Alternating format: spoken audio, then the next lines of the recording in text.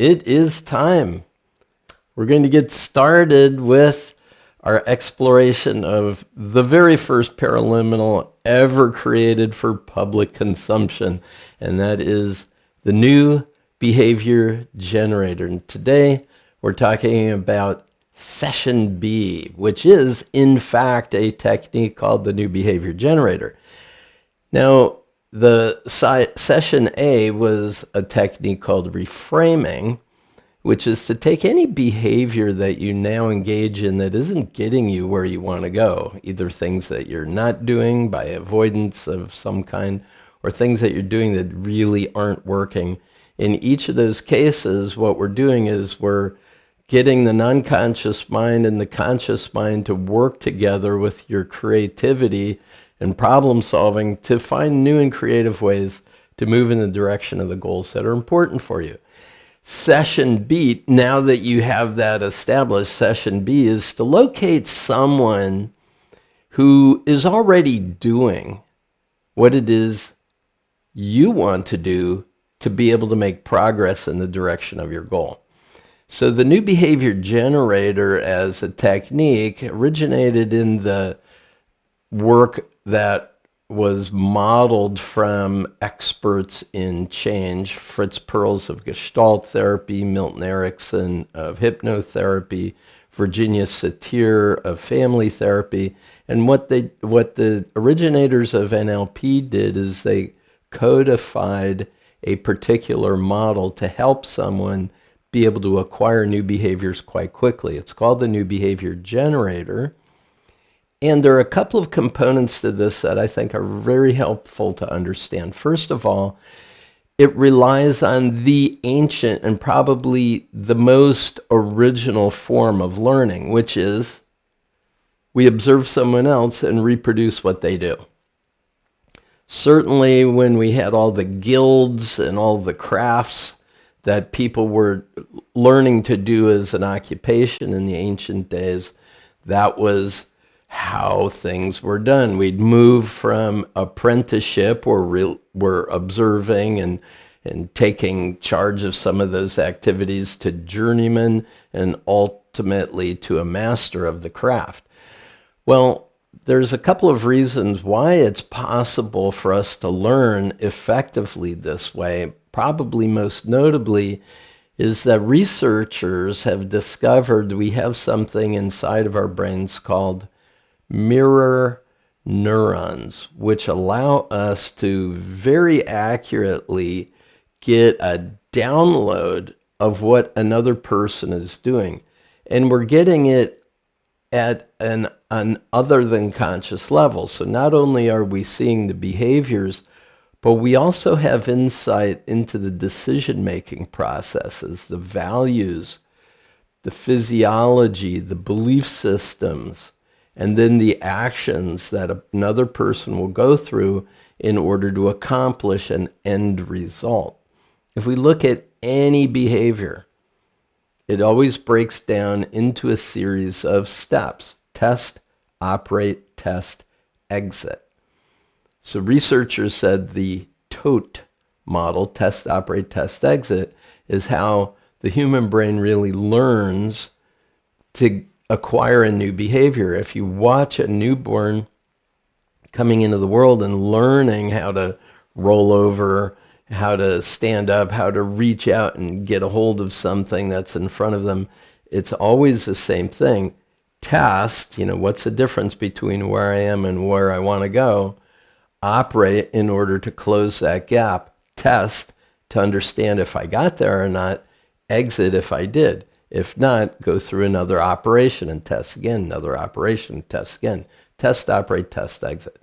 So that's how the human brain learns most effectively. And modeling another person doing it is a way to accelerate that process. Now, there is another acceleration to that, and it grew out of the work of hypnotherapy. And it's called deep trance identification. That's where we have a role model of something we want to be able to do, and then we imagine ourselves being that person, like wafting into their sensory systems, seeing the world through their eyes, hearing it through their own ears, moving your body the way that person is moving their body. And what it does is it naturally trains many of the neurological pathways that are necessary to accomplish an end result. Now, in later years, it became known as mental image rehearsal, where you see something you want to do and then you practice it mentally. And because you practice it without error, you're actually practicing success as opposed to trying it in real life and discovering all of the mistakes that you made and having to recorrect the mistakes. I'll give you a couple of examples of this. Vera Birkenbiel, who wrote The Memory Optimizer with me, talked about if you want to learn something, a skill like playing a piano piece, and you know it's going to take 80 hours, you're going to be able to do it in 40 hours if you do those 40 hours over a longer period of time. Let me explain. If you take 2 40-hour weeks to learn the piece, a lot of times what we're doing is we're practicing a lot of mistakes. But if you take 3 months, you can learn it in 40 hours instead of 80 hours. Because, she says, what you do is first you do it physically and then you mentally do it perfectly, repeatedly a number of times. And what happens is you build the neurology much more rapidly. Because as opposed to knowledge acquisition, which is a curve that looks like this, it's a geometrical progression, skill building or know-how is long plateaus, little blips up, long plateaus, little blips up. So what we're trying to do is reduce those long plateaus and increase those blips up over time. So this is what Vera Birkenbiel called our virtual reality mental rehearsal technique that's going to help a lot. And if you're in a relaxed state of alertness, you're going to more accurately be able to communicate with your non-conscious mind to do that. Another example was the work that Dennis Waitley did in mental image rehearsal. And there's a lot of examples of this in sports. For example, pole vaulters would learn, Olympic pole vaulters would learn how to move their body to get over the bar underwater, so that there's less pressure on them. They could practice the movements much more slowly and build the neurology necessary to be able to accomplish something like that. So the idea behind modeling and then deep trance identification to be able to rehearse something mentally instead of having to do it out here in the physical world is an extremely powerful way to accelerate the acquisition of skills. Now, with mirror neurons and with this idea of mental image rehearsal and deep trance identification, one of the things that Bandler and Grinder discovered is that there's a problem.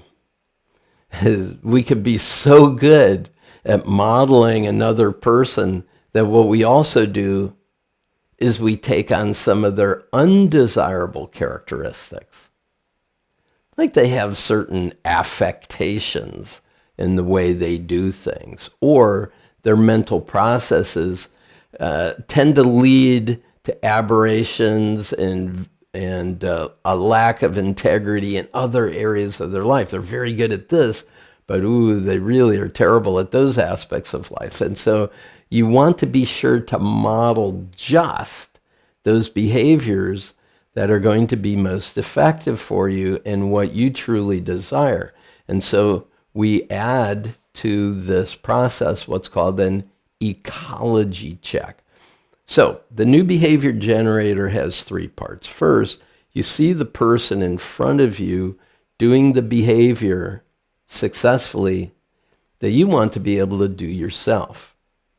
Whatever it is that they do, you've got a role model in mind, they do it really well. Now, having seen that, you then ask yourself, is that for sure what it is I want? Do I want to take on that behavior? If not, you modify it so that you clip certain things out of there. Or you could even add a couple of additional things there. And so you're watching this other person do the behavior that you really want to be able to do. Now, once you have gotten that, the second step is see yourself over there in front of you. So it's a disassociated image of you. So it's like you're watching yourself in a position over there as in kind of an evaluative frame of mind, saying, oh yeah, I think she's really got it. He's really got it. That's it. That's exactly what I want. Or if you see yourself doing it and it's not quite the way you want, again, you modify it mentally until it's just right. Now, with those two ecology checks in place, you can then step into that image of you, like I was saying, waft into that physiology of you engaging in those behaviors. See it through your own eyes. Feel it in your own body. Feel the movements, how you carry yourself, all of those aspects of the behavior. Imagine it, experience it, achieve the success that you desire, and let that really resonate in every part of you. Now, research has shown that when you're doing this kind of mental image rehearsal, even if you're completely motionless doing it and imagining it, if we were to put an electromyograph on the different muscles of your body, you would see that the subtler muscles, not the more outward gross muscle movements, but the subtler movements, the nerve pathways are being fired off. And this is a key to rehabilitation when somebody has had nerve damage or spinal cord injury, that they're actually able to help the brain grow new neural pathways to reroute.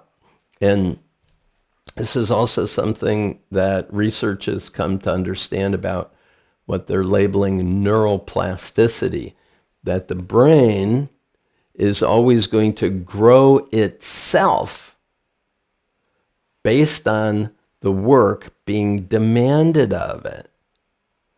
So think about this relative to a goal that you have. You have a goal out there. Well, as soon as you establish that, you immediately have a gap between where you are now and where you want to be, right?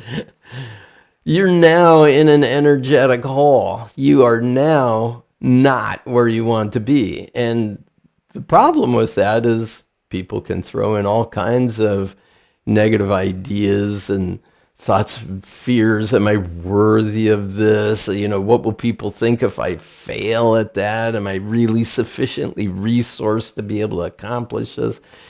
On and on and on and on.